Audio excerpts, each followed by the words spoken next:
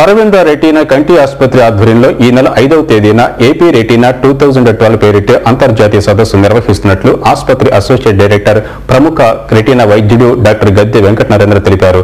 రాష్ట్ర వ్యాప్తంగా 300 మంది కంటి వైద్యులు ఈ సదస్సుకు హాజరవుతారని ఆయన వివరించారు.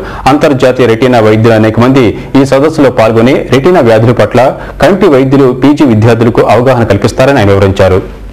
సూర్యారావుపేటలోని అరవింద రెటీనా ఆసుపత్రిలో ఏర్పాటు చేసిన విలేకరుల సమావేశంలో ఆసుపత్రి వైద్యులు గద్దె వెంకట నరేంద్ర మాట్లాడుతూ రెటీనా వ్యాధుల పట్ల అవగాహన పెంపొందించే ఉద్దేశ్యంతో ఏపీ రెటీనా 2012 పేరిట హోటల్ ఫార్చ్యూన్ మురళీ పార్కులో ఈ నెల 5న సదస్సు ఏర్పాటు చేశామన్నారు.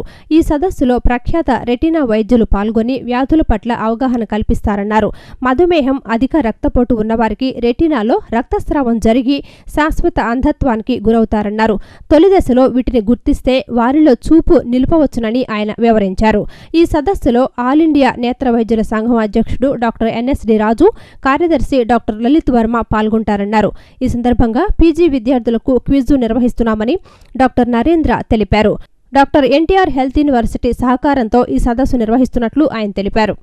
కంటి వైద్యంలో రెటీనా వైద్యం అనేది అన్నిటికన్నా ముఖ్యమైన వైద్యం. మన సమాజంలో ఇప్పటికి కూడా కంటి వైద్యం అంటే కళ్ళజోడు, శుక్లాలు వరకు తెలుసు. రెటీనా అనేది అన్నిటికన్నా ముఖ్యమైన భాగం, కంటికి రెటీనా. సో ఈ రెటీనా వ్యాధులు ఎప్పుడు కూడా గుండెపోటు, పక్షవాతం లాగానే సంకేతాలు ఇవ్వకుండా కూడా శాశ్వతంగా చూపుని పోగొడతాయి. సో షుగర్ బీపీ వాళ్ళలో ఇది ఎక్కువ. షుగర్ బీపీ వాళ్ళకి రెటీనా వ్యాధులు సంభవించి రాత్రికి రాత్రి చూపు కోల్పోవటం అనేది చాలా సహజం. కానీ అవగాహన చాలా తక్కువ ఉంది ప్రజల్లో. అదేవిధంగా వైద్య వృత్తిలో కూడా అవగాహన చాలా తక్కువ ఉందనే చెప్పాలి. సో ఈ సదస్సులో షుగర్ బీపీ వాళ్ళకి ఎలా సడన్గా చూపుకోవచ్చు, ఈ సదస్సుకు హాజరయ్యే కంటి వైద్య విద్యార్థులకి క్విజ్ నిర్వహించబోతున్నాం. వాళ్ళ అవగాహన పెంచడానికి క్విజ్ ఒకటి నిర్వహించబోతున్నాం.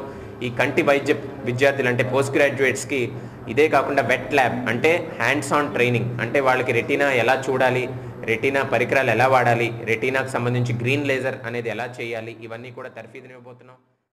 విలేకరుల సమావేశంలో డాక్టర్ వెలగపూడి సాంబశివరావు కూడా పాల్గొన్నారు.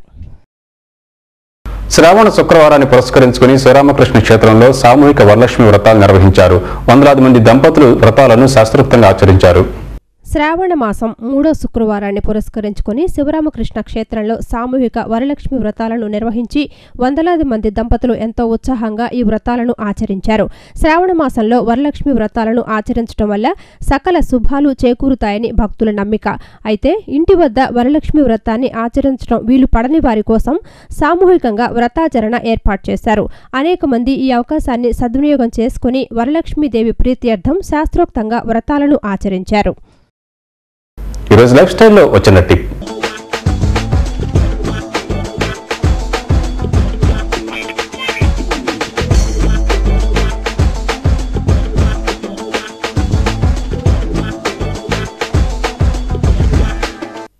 తినే పద్ధతిలో కూడా ఆరోగ్య సూత్రాలుంటాయంటున్నారు జపాన్కు చెందిన ఆరోగ్య నిపుణులు.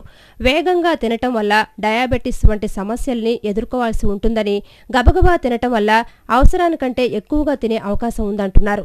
పండ్లు, రోటీలు వంటి ఆహారం సంగతి పక్కన పెడితే జింకు ఫుడ్ తినేటప్పుడు తప్పనిసరిగా స్పీడ్ తగ్గించాలి. ఆహారం వేగంగా తీసుకోవటం వల్ల మన రక్తంలో గ్లూకోజ్ ఉండాల్సిన స్థాయి కంటే ఎక్కువ మోతాదులో ఉంటుంది.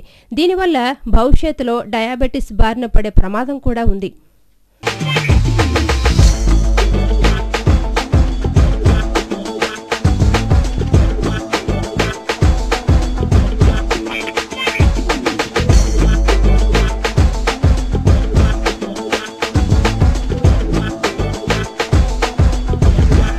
వార్తలు ముగించే ముందు ముఖ్యాంశాలు మరోసారి.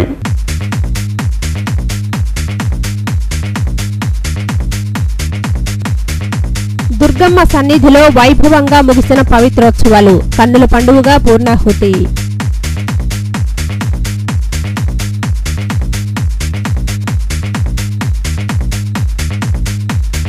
స్టేడియంలోని ఈ సేవా కేంద్రానికి బాంబు బెదిరింపుతో అప్రమత్తమైన పోలీసులు, బాంబు స్క్వాడ్, డాగ్ స్క్వాడ్ తనిఖీలు.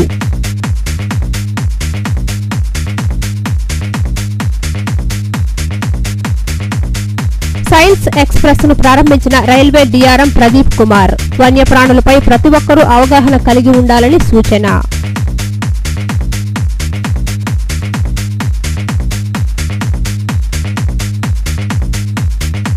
స్కూల్ విద్యార్థులకు యూనిఫాములు పంపిణీ చేసిన మాజీ మంత్రి దేవినేని నెహ్రూ సేవా కార్యక్రమాలలో ప్రతి ఒక్కరూ పాల్గొనాలని పిలుపు.